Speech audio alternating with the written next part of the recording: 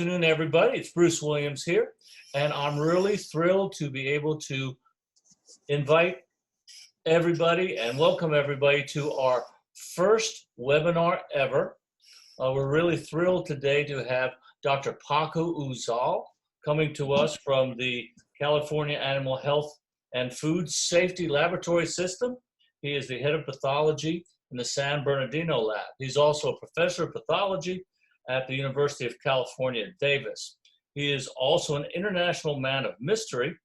He got his DVM from the University of Buenos Aires, his master's degree from the Swedish University of Agricultural Sciences in Uppsala, and his PhD at the University of Queensland in Brisbane, Australia. He is the co-author of the chapter on alimentary system in the 6th edition of Judd, Kennedy and Palmer's Pathology of Domestic Animals. He is also the president of the C.L. Davis Foundation and the Latin Comparative Pathology Group, and we're thrilled to have you here. With that, I'm going to toss it over to you, Paco. One more note, if you have any questions for Dr. Uzal during the presentation, please use the chat function.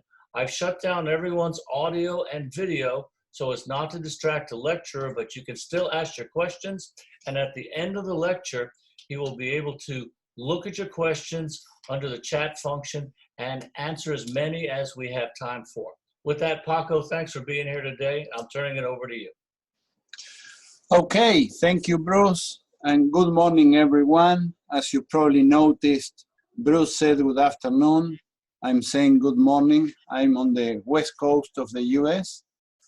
And welcome to this adventure. Let's see how it works. It's our first virtual attempt, so bear with us.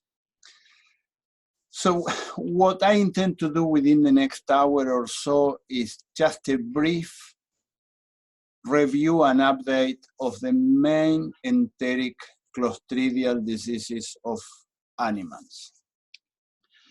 So you know where we are. We are here in California, southwest of the US.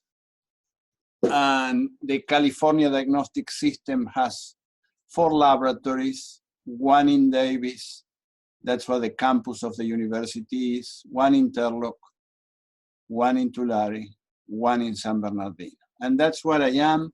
We are on the foothill of the beautiful San Bernardino mountains, plenty of snow, though this is California, which means plenty of water in the spring. Relatively small group, we are about 40 people, and we are mostly a diagnostic laboratory, but do some research as well. Okay, let's get into the Clostridia. Some of this stuff is pretty basic, but it's still really important. They are anaerobes. They are more or less strict.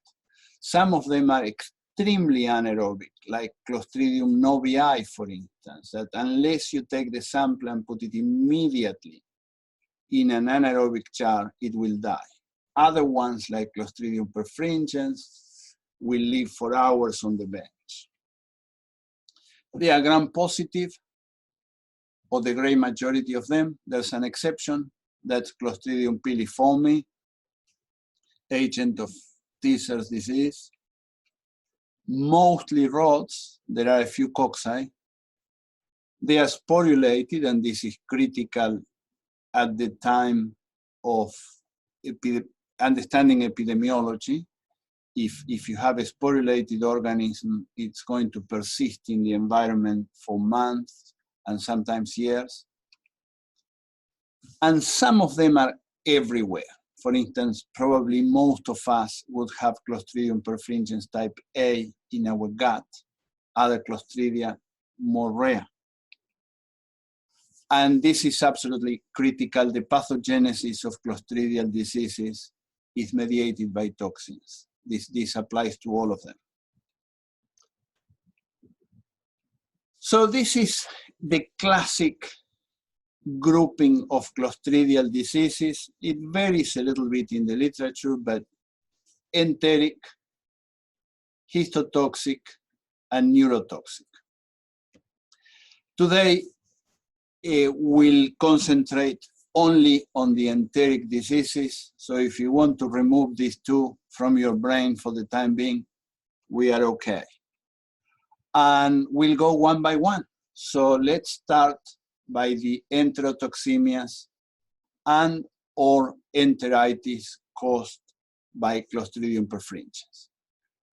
So this microorganism produces disease in both humans and animals.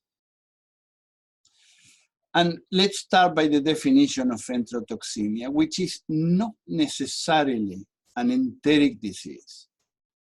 By definition, an enterotoxemia is a disease produced by toxins that are generated in the intestine, but then they are absorbed into the circulation and they act in distant organs, brain, lungs, kidney, and sometimes no lesions in the intestine whatsoever.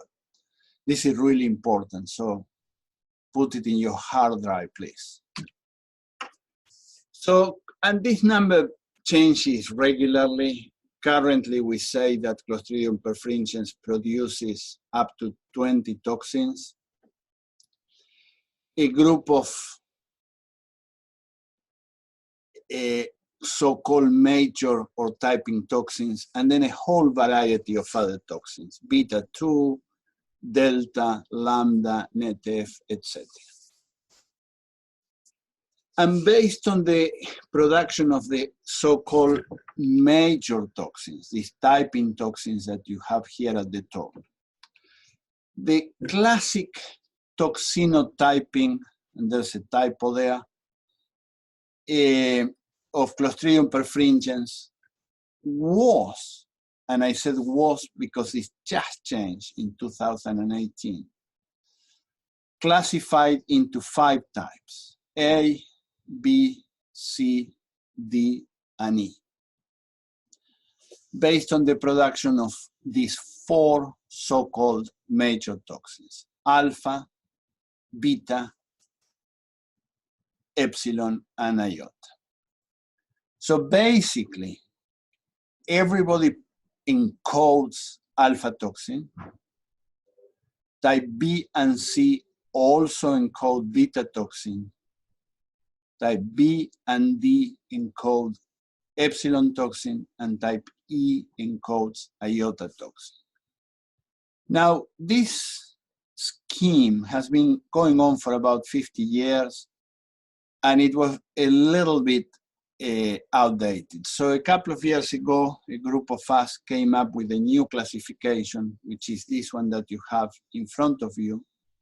The good news is that all types stay. We just only added 2 more, F and G, based on the production of 2 new toxins: CPE, which stands for Clostridium perfringens enterotoxin, and type G that encodes NetB, which is responsible for necrotic enteritis of poultry. So, bottom line, 2 new types, F and G, 2 new or newish toxins, CPE and NetB. This is something to remember. For those of you that may be vacationing in Tampa this year, for the ones that are not familiar with what I'm saying, the ACVP board examination, questions about this schedule can come up in your exam. So before we start talking about diseases, I want to just present you with an example of a study that a student of mine did many, many years ago. She collected feces or intestinal content from 113 normal sheep, both lambs and adult animals, at the slaughterhouse. So they were healthy animals. And she cultured, at the time she didn't do PCR. And look, more than 80% had Clostridium perfringens in the gut, and less than 20% were negative. This tells you that this microorganism is ubiquitous, which also tells you that the diagnostic value of culture of intestinal content is not really that great. Then, this 82% of strains, she did type by PCR, sorry. And look, the great majority of them were type A, which this tells you, you have a dead animal with what you think it's an enteric infection. You culture the intestine, you get Clostridium perfringens. You type it as perfringens type A, probably no diagnostic value, right? You get a type B, that's a bit different, it's very rare. Type C, the same. Type D is borderline because about 20% of animals have it. Type E is also rare. And this changes with geographic location. Okay, so let's go one by one, and hopefully by the end of the day or by the end of this hour, you will remember the classification. Perfringens type A encodes alpha toxin. There's only really one enteric disease that we think it's produced by perfringens type A, which is called yellow lamp disease, which is very rare. The pathogenesis not fully proved is that alpha toxin, which is highly hemolytic, produces intravascular hemolysis, which leads to hepatic necrosis, hypoxia, nephrosis, and icterus.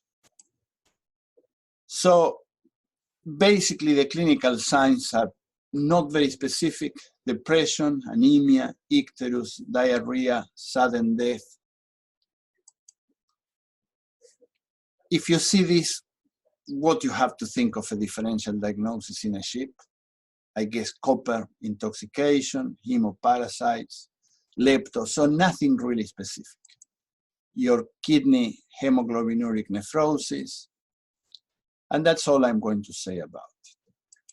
There's a lot of information in the literature about type A enteric disease in other species, nothing really well supported. So at this stage, we think that the role of Clostridium perfringens type A in enteric diseases of other animals is at least not confirmed. Perhaps the exception, and we still don't know, is some strains of Clostridium perfringens type A that encode this toxin called NETF, recently discovered in Canada, that based on epidemiological studies seems to be associated with canine hemorrhagic gastroenteritis and necrotic enteritis of foals. We've done some experiments, we couldn't reproduce the disease, so for the time being, it's very little what we can say about it. The Canadians feel strongly about it, but it's based mostly on epidemiological evidence. Type B. So type B encodes alpha, beta, and epsilon toxin. This is a historical disease called lamb dysentery, reported mostly in sheep, a few suspect cases in cattle and horses. The organism has not been detected in the American and epsilon, which is a neurotoxin. We'll talk about it. And this is all we are going to say about type B, because once again, it's a rare disease. Now, type C, that's a different story. This is prevalent in many places of the world. Two main virulence factors, alpha and beta, and no doubt, beta toxin is the one responsible for disease lesions and clinical signs. Beta toxin forms pores is highly necrotizing, very sensitive to trypsin. This is important, and I'll tell you a story that you will remember. Because of the sensitivity of beta toxin to trypsin, the intestinal trypsin that we all produce is our natural defense against type C disease. And because of that, type C disease occurs in neonates because the colostrum, to protect the immunoglobulins, it's a powerful trypsin inhibitor. In patients with pancreatic disease and in patients consuming large amounts of trypsin inhibitors. Examples are sweet potato and soybean. And please remember this for the next few minutes. So, perfringens type C disease occurs in humans. It's sporadic in humans, it's not very common, and in animals, in which it is very common. And this is the story I promise you. And I'm just telling you this because you will remember after this. So in the 60s, in the eastern part of this island, here in the north of Australia, there was a disease known locally as pig bell. The disease was the main cause of death of young children, but huge numbers, like 20% of the kids, would die of this disease. These are pictures from the time. Greg Lawrence was an Australian scientist, he still is, that worked in the outbreak.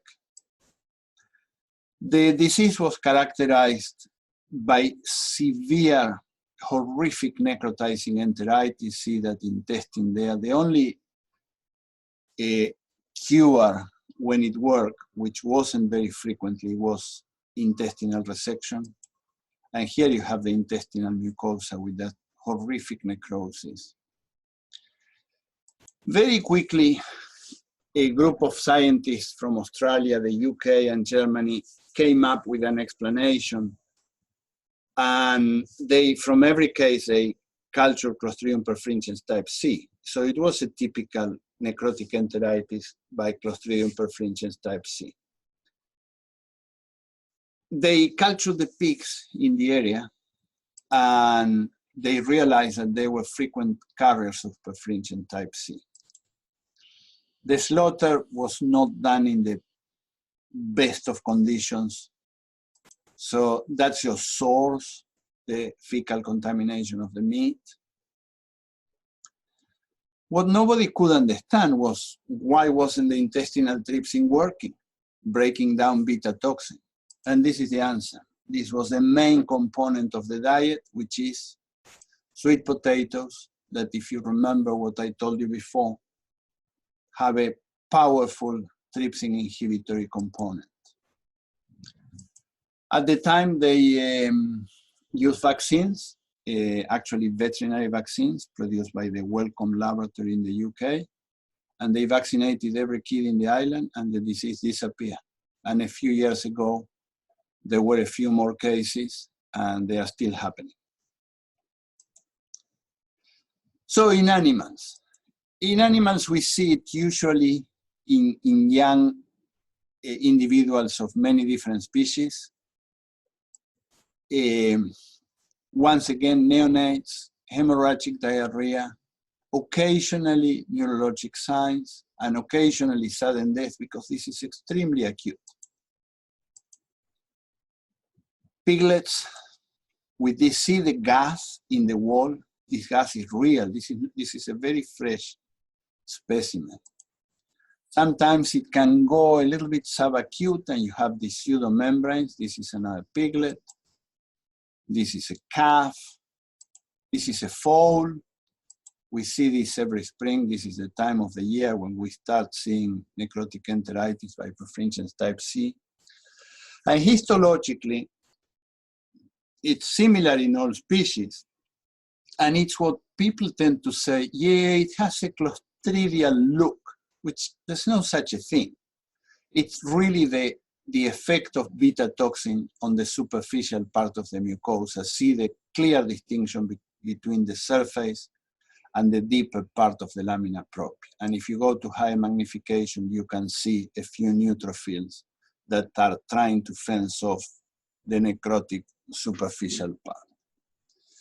And something important to look for, though it's not always present, is that even in really rotten animals, you can see those? And I'm assuming you are seeing my arrow. Those are thrombi. So these are really helpful, because if you have a rotten horse like this, you see the thrombi, you know that there is damage. This is not just post-mortem decomposition. How do you diagnose the disease? Clinical, gross, and even histologic findings are suggestive. You cannot make a final diagnosis based on clinics or pathology, though you can get close. You can culture, and if you culture and you get perfringens, you need to type it by PCR, and if you get a type C, I call it suggestive plus, because there are a few carriers, but very few. So if you get your necrotic enteritis and you get the perfringens type C, you're close. How do you confirm? You need to find beta toxin in the intestinal content. And there are several ELISA kits, commercial. We do it here. We do it for the whole country. So you find your beta toxin, that's it. That's your diagnosis. Perfringens type D produces, encodes, the word is encodes, not produce, alpha toxin and epsilon toxin, and we have proven beyond any doubt that the essential virulent factor is epsilon toxin. This is also a pore-forming toxin. It's lethal for mice, and until a few years ago, it was a CDC USDA select agent, not anymore. It was taken away from the list, thanks God. And what this toxin does is increases vascular permeability. That's something you need to remember, because then you will have edema in many organs. And different to beta toxin, epsilon toxin requires trypsin activation. So it's produced as an inactive or mostly inactive toxin, and then in the presence of trypsin within the gut, it gets activated. That's why neonatals don't get sick, because they don't have trypsin activity. So you put it in your head, this is brain, and this is a normal blood vessel. I hope everybody agrees with me that that white space around is just an artifact that you see in almost every brain. This is your perivascular edema. See, you need to have those pink homogeneous lakes of protein-rich material. This is what epsilon toxin does to the brain. So epsilon toxin is responsible for enterotoxemia of sheep, goats, cattle, probably other species. And recently, it's been suggested that it may be related to multiple sclerosis in humans.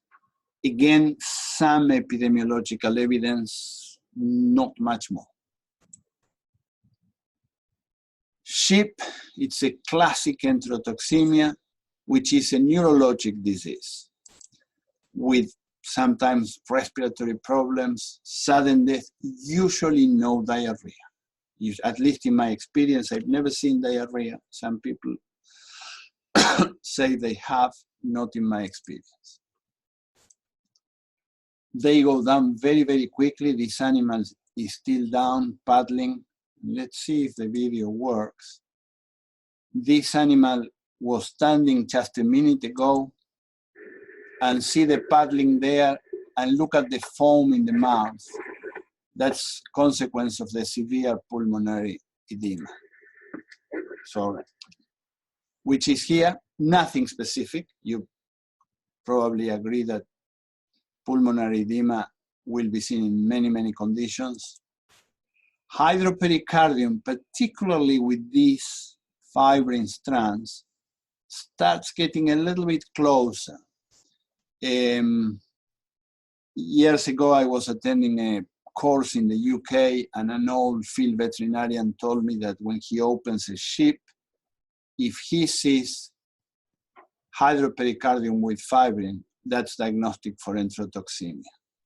I think he was probably pushing it a little bit, but just to give you an idea how important for some people the hydropericardium with fibrin is. In some cases, not all of them, you see the cerebellar herniation, see it here? The cerebellar vermis trying to come through the foramen magnum. This is a small percentage of cases. They need to survive some time for this. And even less frequently, this classic image of focal symmetrical encephalomalacia or focal symmetrical bilateral necrosis. This is something, this is a classic, and chances are one way or the other, you're going to see it in your ACVP exam.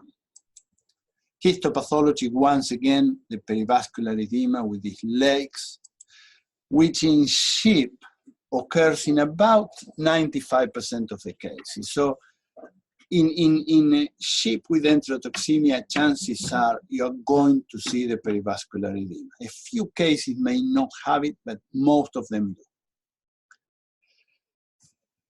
Now, I've been saying perivascular edema. A few years ago, Federico Giannitti, who's doing his PhD under my supervision, did this interesting study. This is brain of a control animal, staying with a GFAP that, as you know, stains astrocytes, and each of those is an astrocyte foot that comes all the way to the adventitia of the blood vessel. Look what happens in an animal intoxicated with Epsilon toxin. The astrocyte feet are separated from the blood vessel. So this is the adventitia. And this is telling us that most of the edema is really intramural. We still call it perivascular, but to be honest and to be absolutely correct, we should call it perivascular and intramural edema. Remember, no intestinal lesions. Diagnostics.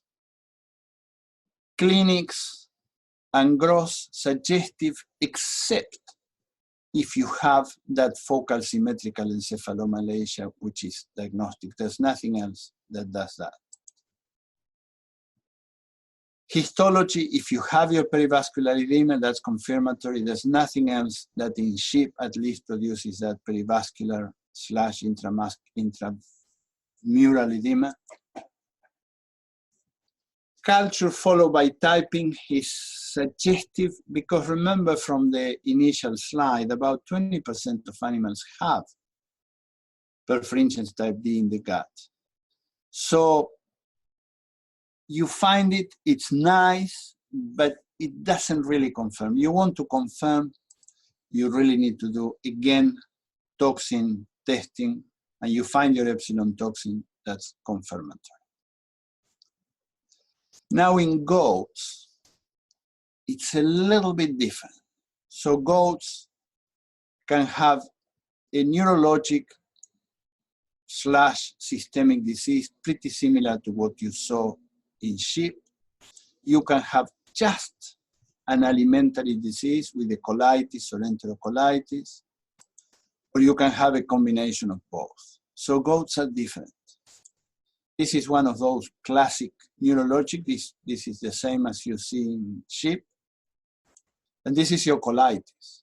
See where you have really angry serosa, you have mesocolonic edema, you have fibrin on the mucosa of the spiral colon and hemorrhagic mucosa.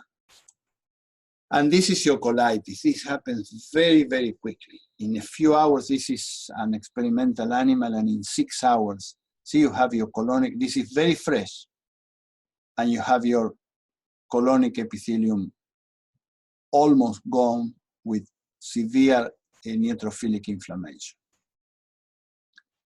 What happens with the perivascular edema? You can see it too. This picture is from Joaquin Ortega, that did a study with enterotoxemia goats with us. And he found the perivascular edema in 18% of the cases. So remember, sheep, 95%, goats, 18%. If you see it, that's great, that's diagnostic. If you don't, you can't rule it out. So this is a simple message to take home. Different species, different diseases. In cattle, there's experimental disease. We've reproduced it, injecting Epsilon toxin, inoculated Clostridium perfringens type B. No doubt you can reproduce the disease. The natural disease is rare, so rare that when we have a case, we usually publish it.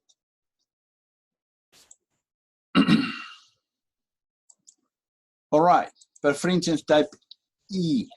This is, remember, the one that's characterized by encoding iota toxin. We know very, very little about this guy.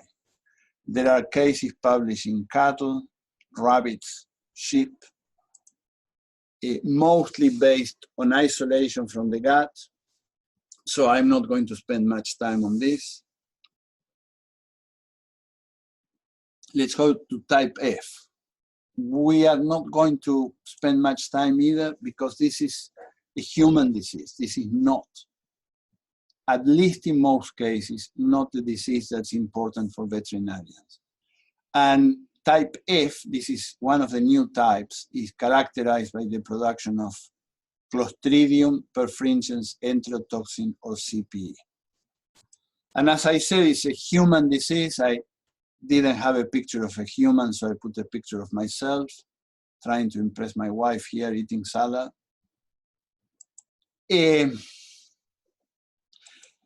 It's basically a food poisoning, and in a few cases, antibiotic-associated diarrhea.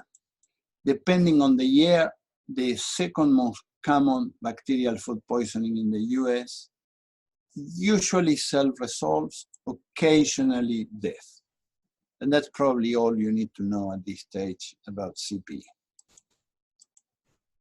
Type G, this is important, and this is characterized by the encoding of NETB, which is responsible for necrotic enteritis in poultry.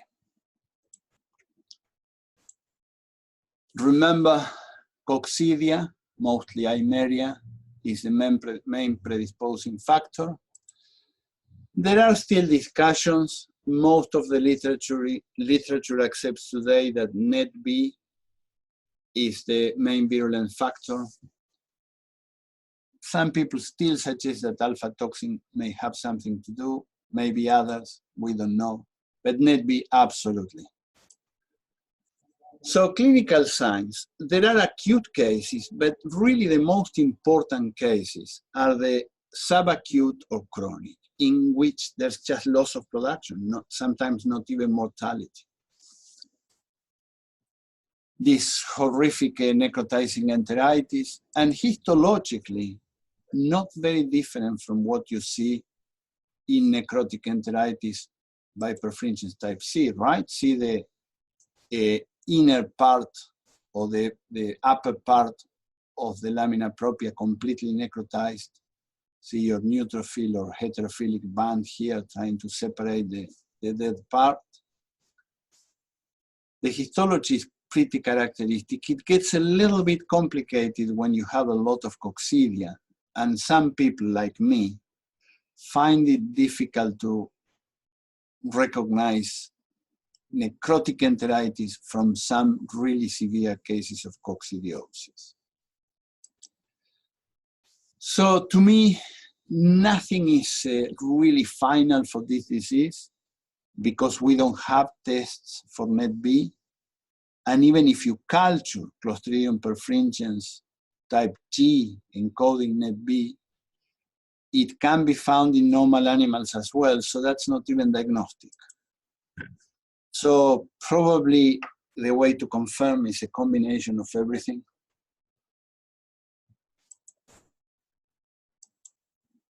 Okay, let's leave perfringens behind, talk a little bit about difficile. So this is one that the microbiologist again thought that we had it easy for a long time and they wanted to change the name and they did. Now it is Clostridioides, Clostridioides difficile, which is the main cause of antibiotic-associated diarrhea in humans and animals. Quite deadly in humans. This newspaper is from a few years ago, but look, 30,000 deaths in humans in a year. Produces this horrific pseudomembranous colitis. This is human.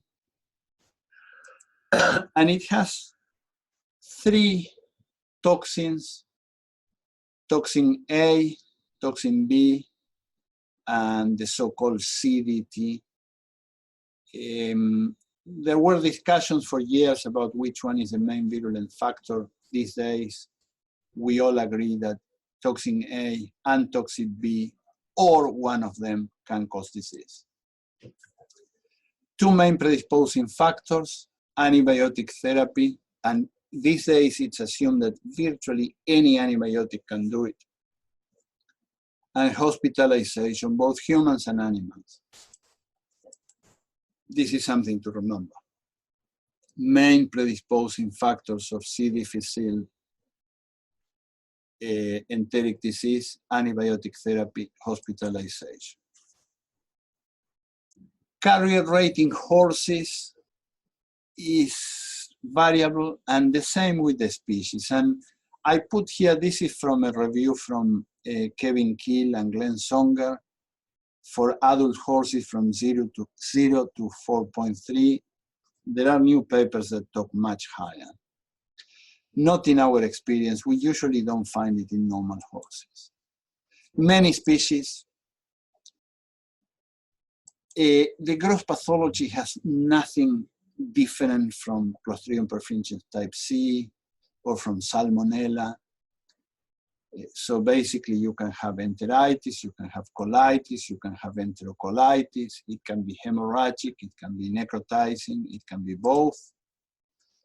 Histologically, this is a horse. In most cases, this is what you get. See the mucosa completely gone.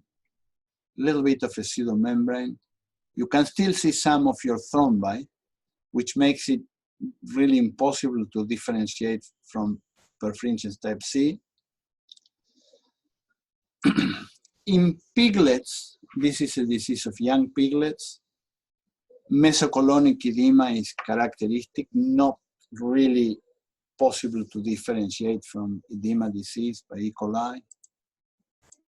And if you're lucky in any species, and if you get a fresh animal and a very, very acute infection, you see these volcano lesions, which is breaks in the superficial epithelium through which large numbers of neutrophils are being spat out. But you need to get, once again, not only a fresh case, a very acute case, because as soon as your superficial epithelium is gone, that's it, you don't see this anymore. How do you diagnose it? Clinics and gross, suggestive. If it's a horse, you can say perfringens type C, Salmonella, C. difficile. Histology, and I put suggestive in red, only because if you see those volcano lesions, you are very close. Culture I put suggestive plus plus because once again, we, particularly in horses, we don't find it in normal horses. So isolation helps. But once again, you want to confirm it, you need to find your toxins. Most commercial kits will detect toxin A and B, or A or B. All right, piliformy. So piliformy is the agent of Tisser's disease. No cases in human, at least not reported. So it's a classic veterinary disease, affects many different species. And in our farm animals, particularly horses, it's not really an enteric disease, although you remember the classic triad of lesions with hepatitis, colitis, and myocarditis. In horses, it's mostly a hepatitis. And then there's variation between species. For instance, this is a section from a rabbit, and this is colon, and you can see them within the colonic epithelium. This is something you don't see in horses. Very, very rare. Diagnosis, histology is diagnostic. With H&E, like in the section I just showed you, if you're lucky, you see the bacteria. Sometimes they're difficult. And then silver and GEMSA stains highlighted very, very well. These days, there's PCR, and you can only culture Clostridium piliforme in embryonated eggs, not in synthetic media. Clostridium sordelii, and no, this is not a typo. It's once again another change in the nomenclature. It's tiny Clostridium sordelii, not Clostridium anymore. An enteric disease reported only in animals. In humans, Clostridium sordelii or Paeni Clostridium sordelii is an important pathogen, but for histotoxic infections. It's an agent of gas gangrene. So it has several toxins. There are two that are critical that are called lethal toxin and hemorrhagic toxin. We know very little about the role and pathogenesis of this microorganism in animals. This is from a paper we just published.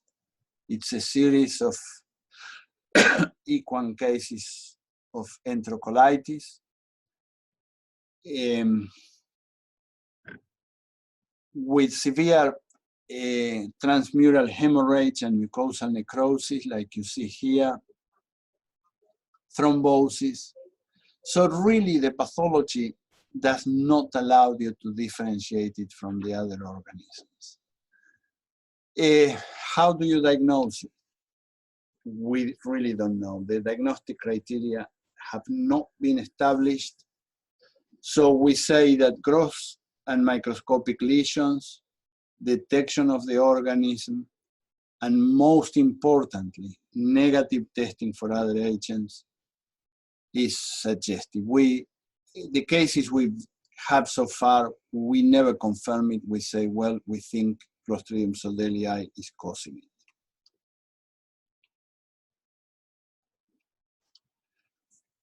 Clostridium cholinum, another strictly animal pathogen responsible for quail disease. Remember ulcerative enteritis. This is a classic picture from the serosa with transmural ulcers. Sometimes it can be a little bit difficult to recognize or separate from C. perfringens necrotic enteritis, but when you have these ulcers, which are transmural and really multifocal, that's a really good indicator that you're dealing with Clostridium cholinum. Your histology, it's a kind of characteristic, but not specific. So you have this is one of those transmural ulcers. And finally, Clostridium spirofomi, another strictly animal pathogen. And this is the agent of rabbit enterotoxemia. These are the images of hemorrhagic and necrotizing typhlocollitis in rabbits. This is a bit difficult to diagnose. So you can culture it. It's a little bit challenging, but you can. But an important point to make is that when you do smears of the intestinal mucosa, you see these spiral organisms here in the center.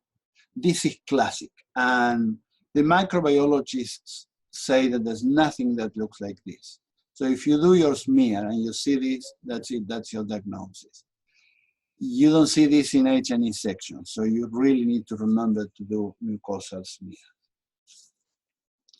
And I think that with this, we have covered probably the most important features of the main enteric clostridial diseases. And that's the end of the torture and the end of my presentation. I'm supposed to have received some questions from you. I'll try to answer them.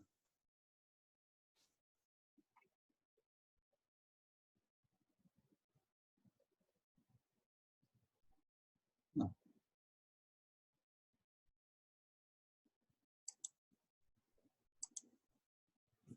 Okay, I see the questions now. One question says, so essentially what you said is that there is absolutely no diagnostic value of isolating type A in animals with exception of icteric lambs. Absolutely, that's what I said, that's what I support, and that's what usually gains me angry comments and looks from people, but that's our experience. Question number 2 says, early in the lecture, I believe you said that Epsilon toxin was a neurotoxin. Is it a true neurotoxin, or is it simply a result of the marked perivascular edema it causes in the brain? Excellent question. Initially, we thought it was just a consequence of the perivascular edema because we know it affects the endothelial cells, but more and more evidence comes out indicating that it can affect directly neurons and oligodendrocytes. So I think it is a neurotoxin. Third question, your paper in 2015 described the intramural edema in the brain of goats. You have now discussed it as more common in sheep than in goats, which is very useful. In your experience, have you seen it in cattle as well? Is it absolutely specific for Perfringens type D, or can you see it with any other Clostridium? In sheep and in goats, I dare to say that I've never seen it with anything else. So I would say it's specific for Perfringens type D. In cattle, I've never seen it with any other either, but there are papers in the literature that describe the perivascular edema without having found an etiology. So I think we need to be cautious and keep it open that maybe something else can cause it. Can we expect the type G in the future in dogs in which NET-F toxin is isolated? That's a interesting question too. So when we put the new schedule of Clostridium perfringens that we added type F and G, the group from Welsh, which are the people that discovered NET-F, proposed that another group was created, including the net F producers. However, the international Clostridia community felt that it was perhaps premature, and it was decided not to be included.